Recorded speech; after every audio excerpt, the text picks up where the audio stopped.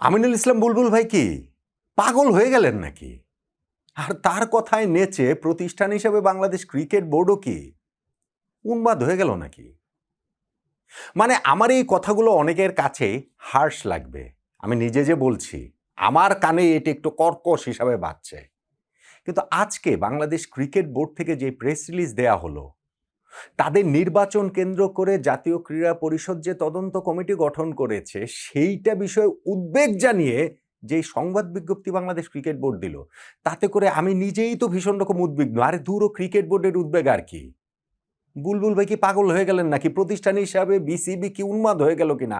আমি তো আসলে এই কনসার্নটাই এখন আমার কাছে সবচেয়ে বড় হয়ে দেখা দিচ্ছে। সেইটা কেন আমি বলছি, আমার আলোচনাটা শুনলেই বুঝতে পারবেন। এবং বুলবুল ভাইকে এই জায়গাটাতে আমার কাছে পাকিস্তান ক্রিকেট দলের ওয়ানডে ক্যাপ্টেন শাহিন শাহ আফ্রিদির মতো কেন আমার কাছে মনে হয়, তাও একটু কথা বলবো। ভাই যেই প্রেস রিলিজটা দিয়েছে সেইটার মোদ্দা কথা হচ্ছে গিয়ে হুমকি, থ্রেট। বিসিবি আইসিসির হাইকোর্ট দেখাচ্ছে।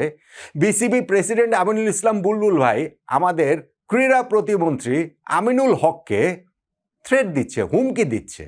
মানে এক অর্থে হুমকি, এটা সরাসরি হুমকি না থাকলেও বিষয়টা ওই রকম হুমকির পর্যায়ে চলে গেছে। নানান রকম নয়ছয় এখানটাতে বোঝানো হয়েছে যে কি কি হচ্ছে কি হচ্ছে না, এবং আইসিসির কাছে গেলে বিষয়টা কিরকম পর্যায়ে চলে যাবে। তাহলে প্রচ্ছন্ন হুমকি রয়েছে যে বাংলাদেশ ক্রিকেটকে নাকি আইসিসি নিষিদ্ধ টিষিদ্ধ করে দিতে পারে। প্রচ্ছন্ন হুমকি আছে। আইসিসির বড় কর্তাদের সঙ্গে নাকি ইনফরমাল আলোচনাও বাংলাদেশ ক্রিকেট বোর্ডের এই জায়গাটাতে হয়েছে। মিথ্যা কথা, ডাহা মিথ্যা কথা, অ্যাবসলিউটলি এটা লাই। ভাই মিথ্যা কথা বলাটাকে এই ক্রিকেট বোর্ড একটা শিল্পের পর্যায়ে নিয়ে গেছে, এবং এটা অফিসিয়ালি, এটা আমরা ওই যে ওয়ার্ল্ড কাপে যখন বাংলাদেশ টি-20 বিশ্বকাপে খেলবে না ওই সময়ের ঘটনার প্রেক্ষাপটে আমরা দেখি নাই? প্রত্যেকটা স্টেজে গিয়ে আমরা দেখি নাই যে কীরকম ভাবে আমাদের সঙ্গে প্রতারণা করা হয়েছে, আমাদেরকে মিথ্যা কথা বলা হয়েছে? এইটাও ভাই মিথ্যা কথা। এবং আমি আপনাদেরকে বলে রাখি, এই ক্রিকেট বোর্ডকে সসম্মানে কিংবা অসম্মানে যদি বিদায় করে দেয়া হয়, আইসিসি কিচ্ছু করবে না। আইসিসি এখানে কোনো ব্যান ট্যান বাংলাদেশকে করবে না, কোনো নিষেধাজ্ঞা টিষেধাজ্ঞা আসলে এই জায়গাটাতে দিবে না আইসিসি। দেখেন, আইসিসির সঙ্গে তো এমন কোনো কিছু না, আইসিসির সঙ্গে যোগাযোগ তো আমাদেরও আছে, আমরাও যোগাযোগ করতে পারি। আইসিসিকে ওই যে কয়েকটা মেইল করলে, ওই যোগাযোগ চ্যানেলে কথাবার্তা বললেই সেগুলো আসলে জানা যায় যে ওইখানে কি হচ্ছে না হচ্ছে। আর বুলবুল ভাই এমন একটা রেপুটেশনের জায়গা তার তৈরি করেছেন, টি-20 ওয়ার্ল্ড কাপে বাংলাদেশের খেলা না খেলা ওই সময় বিভিন্ন সময় মিটিং টিটিং করে আইসিসির কাছেও তিনি মোটামুটি মিথ্যাবাদী হিসেবে প্রতিষ্ঠিত হয়ে গেছেন। কেননা আইসিসির সামনে তিনি এক কথা বলেন, ভারতের এই ক্রিকেট বোর্ডের সঙ্গে আইসিসি তাদের সঙ্গে একরকম কথাবার্তা বলেন, পাকিস্তান ক্রিকেট বোর্ডের সঙ্গে একরকম কথা বলেন, মিডিয়ার সামনে এসে তিনি আবার আরেক রকম কথা বলেন। আইসিসির ওই হর্তাকর্তারা হতবম্ব যে একটা লোক এক মুখে এরকম নানান রকম কথা বলে কিভাবে। আচ্ছা ঠিক আছে, সেইটা ওয়ার্ল্ড কাপ গেছে, সেগুলো নিয়ে আর এখানে আমি আলোচনা নাই বা করি, কিন্তু আমি বলছি যে এই যে বলছেন যে আইসিসির সঙ্গে তাদের ইনফর্মাল আলোচনা হয়েছে, যেইখানটাতে বাংলাদেশের স্ট্যাটাসটা একটা ঝুঁকির মুখে পড়ে যাবে, এগুলো হচ্ছে মিথ্যা কথা।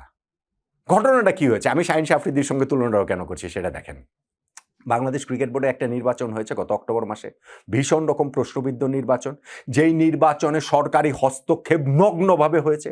তখন ওই সরকারের যুব ক্রীড়া মন্ত্রণালয়ের উপদেষ্টা যিনি ছিলেন আসিফ মাহমুদ সজীব ভুঁইয়া, তিনি তার ইচ্ছা মতো যা তা করেছেন, এবং সেইখানে কাউন্সিলরশিপ দেয়া না দেয়া, রাখা না রেখা, ইনফ্যাক্ট ওই যে 15টা ক্লাব দিয়ে কোর্টের রায় নিয়ে আসা, স্থগিত করা, সব কিছুই হয়েছে কর্তার ইচ্ছায়। এবং সেইখানটাতেই একেবারে পুতুলের মতো নেচেছেন হচ্ছে গিয়ে আমিনুল ইসলাম বুলবুল ভাইরা। নেচেছেন কেন? কেননা তিনি টি-20 খেলতে এসে বাংলাদেশ ক্রিকেটের কিসের লোভে কিসের মোহে পড়ে গিয়েছেন যে তাকে টেস্ট খেলতে হবে, তাকে আসলে থাকতেই হবে। ফলে এখানে কোথায় কোন অনিয়ম দুর্নীতি কি হচ্ছে না হচ্ছে ইলেকশন এত কিছু তার জানা দরকার নাই। তিনি আবার প্রেসিডেন্ট হিসাবে জেকে বসতে পারলেই হলো 4 বছরের জন্য। সেই কাজটা হয়েছে। এখন সেই নির্বাচন নিয়ে একটা পক্ষ বয়কট করেছে, তখন থেকেই বলে আসছে যে এটা অবৈধ নির্বাচন। তামিম ইকবাল সহ একটা গোষ্ঠী যারা হচ্ছে ইলেকশন করতে চেয়েছিলেন তারা করেন নাই। এখন যখন সরকার পরিবর্তন হয়েছে তখন তারা ওই দাবির জায়গাটা তাদের আরো জোরালো হবে না যে সেই নির্বাচনে কি অনিয়ম হয়েছে সেগুলো তদন্ত করে দেখা হোক। এবং সেইখানটাতে জাতীয় ক্রীড়া পরিষদ 5 সদস্যের একটা কমিটি তৈরি করেছে, সেই কমিটি গঠন করে যদি এই নির্বাচনকে ফেয়ার হিসাবে তারা রায় দিয়ে দেয়, হয়ে গেল। বুলবুল ভাইদের তো ভয় কিসের? একটা কমিটি করেছে সেই কারণে তাদের হাঁটু কাঁপাকাঁপি কেন শুরু হয়েছে? কেন তারা পাল্টা থ্রেট দিচ্ছেন? তারা এইখানটাতে ওই প্রেস রিলিজটার মধ্যে বলছেন যে এইরকম একটা কমিটি গঠন করা হয়েছে, কিন্তু বিসিবি সবসময় একটা স্বাধীন সংস্থা, এইখানে কোনো রকম কোনো এক্সটার্নাল যদি কোনো হস্তক্ষেপ হয় তাহলে আইসিসি যে কোনো পদক্ষেপ নিতে পারে।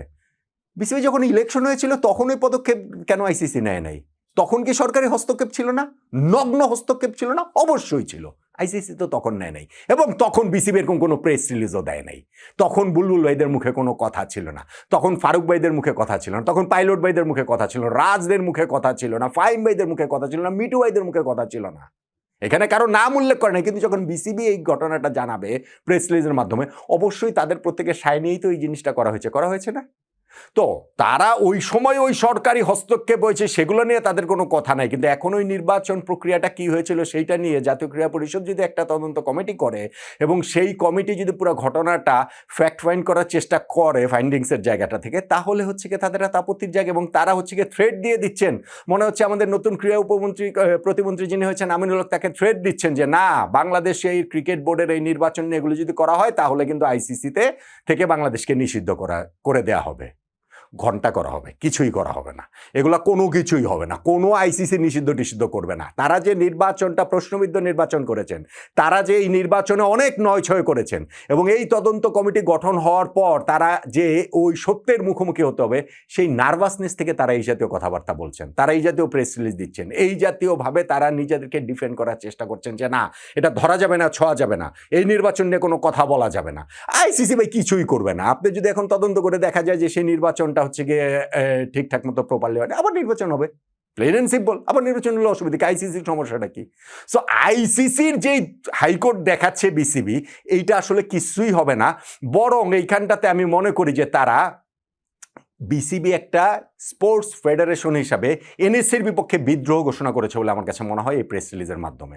ক্রীড়া প্রতিমন্ত্রী আমিনুল হকের বিপক্ষে বিসিবি প্রেসিডেন্ট আমিনুল ইসলাম বুলবুল বিদ্রোহ ঘোষণা করেছেন বলে আমার কাছে মনে হয়, কেননা তারা থ্রেট দিচ্ছেন পরোক্ষে যে বিসিবি নির্বাচন নিয়ে যদি কিছু করা হয় ওই তদন্ত কমিটি সেই ক্ষেত্রে হচ্ছে গিয়ে আইসিসি নাকি বাংলাদেশের স্থিতিশীলতার ব্যাপারে একটা তারা যে কোনো পদক্ষেপ নিতে পারে, মানে পরোক্ষে বোঝাচ্ছেন বাংলাদেশকে আসলে হচ্ছে গিয়ে ইন্টারন্যাশনাল ক্রিকেট থেকে ব্যান করে দিতে পারেন। এত ভয় কিসের? এবং আমি যে জিনিসটা বলছিলাম যে শাহিন শাহ আফ্রিদির মতো করছেন আমাদের এই আমিনুল ইসলাম বুলবুল ভাই, সেইটা কেন বলছিলাম, ওই যে পাকিস্তানিরা কয়েকদিন ধরে খুব ক্রিকেটের চেতনা আমাদের শিখালো না? মেহেদী হাসান মিরাজ যে সেই রান আউটকে কেন্দ্র করে সালমান আলী আগাকে, ওমা পরের ম্যাচটাতে জাস্ট 2 দিন পরেই দেখি আবার ওই শাহিন শাহ আফ্রিদি তাদের ক্যাপ্টেন, তিনি যখন একটা চোট্টামি করতে গিয়ে ধরা পড়ে গিয়েছেন, ওই যে লাস্ট ওভারে গিয়ে আম্পায়ার যে হোয়াইট কলটা করেছেন, তিনি তো জানেন তার ব্যাটে লেগেছে, ফলে যখন বাংলাদেশ রিভিউ নিয়েছে এলবিডব্লিউর জন্য রিভিউ নেওয়ার কথা না, কিন্তু বাংলাদেশ স্মার্টলি সেটা নিয়েছে, কেননা সেই ক্ষেত্রে গেলে ওই হোয়াইটটা যদি সত্যি ব্যাটে বা পায়ে লাগে, হোয়াইটটা হচ্ছে গিয়ে ওইখান থেকে হিসাব থেকে মানে বাদ পড়ে যাবে। তো সেইটা নেওয়ার সাথে সাথে শাহিন শাহ আফ্রিদি সে কি রাগ, মনে হয় যেন তারা চুরি করবেন সেই অধিকার তাদের রয়েছে, চোরদের চুরি করার অধিকারটা দিতে হবে। তা আমিনুল ইসলাম বুলবুল ভাইদের অবস্থা এখন দেখি ওই রকম, যে ইলেকশনটা আমরা প্রশ্নবিদ্ধ নির্বাচন করব, কিন্তু সেই প্রশ্নবিদ্ধ নির্বাচন করার অধিকার আমাদের দিতে হবে, সেই নির্বাচনে আমরা অনেক নয়ছয় করব, সেই নয়ছয় করার অধিকার আমাদের দিতে হবে, সেই নয়ছয় ইলেকশন নিয়ে কোনো তদন্ত করা যাবে না।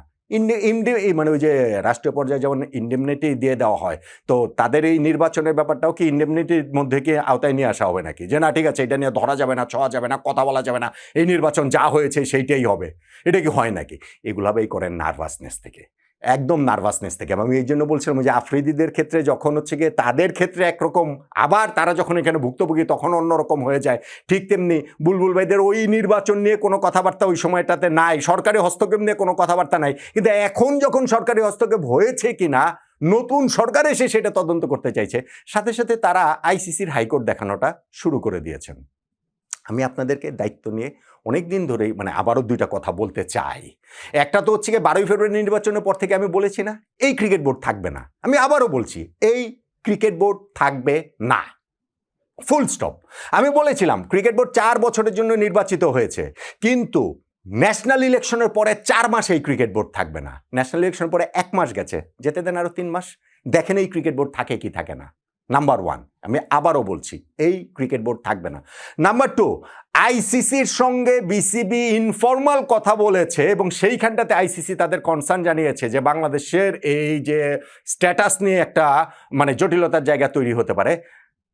এটা ভাই ডাহা মিথ্যা কথা, এটা ডাহা ভুয়া কথা। নাম্বার 3, আইসিসি কিচ্ছু করবে না এই ক্রিকেট বোর্ডকে সসম্মানে কিংবা অসম্মানে বিদায় করে দিলে। কেননা এই ক্রিকেট বোর্ড বাংলাদেশের টি-20 বিশ্বকাপ খেলা না খেলা নিয়ে যেই কাজটা করেছে, যেইভাবে হচ্ছে গিয়ে ডাবল স্ট্যান্ডার্ড তাদের দেখা গিয়েছে, আইসিসির সঙ্গে একরকম, মিডিয়ার সঙ্গে একরকম, সেইখানটাতে এই আইসিসির এই বাংলাদেশ ক্রিকেট বোর্ডের প্রতি কোনো দরাদ টরদ কোনো কিছুই আসলে নেই। এবং নাম্বার 4, আমার কাছে যেটা মনে হয় যে একেবারে নার্ভাসনেস থেকেই এই ক্রিকেট বোর্ড এই কাজগুলো করছে। আমিনুল ইসলাম বুলবুল ভাই তিনি আবার এই কাজগুলোতে খুবই মাস্টার। তার ভাই আইসিসিতেও যে 3 মাস যদি করে দিয়ে চলে যেতেন, আইসিসিতে তার জন্য একটা চাকরি ছিল।